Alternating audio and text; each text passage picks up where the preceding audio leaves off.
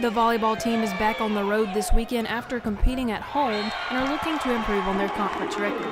The Trojans head to Statesboro, Georgia to compete against Georgia Southern, who is currently 1-4 in conference play.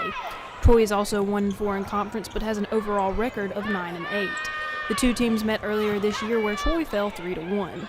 Troy then heads to Boone, North Carolina to take on Appalachian State, who are 3-2 in conference play. Troy and Appalachian State have already competed this season. Appalachian State defeated the Trojans 3-2. But with the two games coming up, head coach Sonny Kirkpatrick feels that his team is better prepared this time around. Well, we played them already. We beat Georgia Southern in 4 here to open up the conference season. We lost to App State here in 5 after being down 2-0. We came back to push it to a 5th game. So they're both very quality opponents, and we need to make sure that we're ready on our side of the net to kind of combat what they do against us. And I think we're a little bit better than we were when we played them 2.5 weeks ago, and it just comes down to us making sure that we're taking care of the ball on our side. The soccer team is back at home to host the Raging Cajuns of UL Lafayette in their first night game of program history.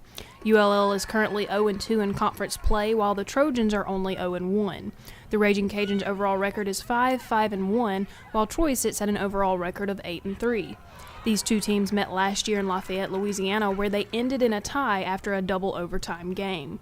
Head coach Jason Hamilton knows this game is going to be tough, but he and his team are ready to gain their first conference win. And that's what I said to our staff before. Like, if we lose this game, it's not going to be something that is going to break us, because we're on an 8-game winning streak, and it kind of showed.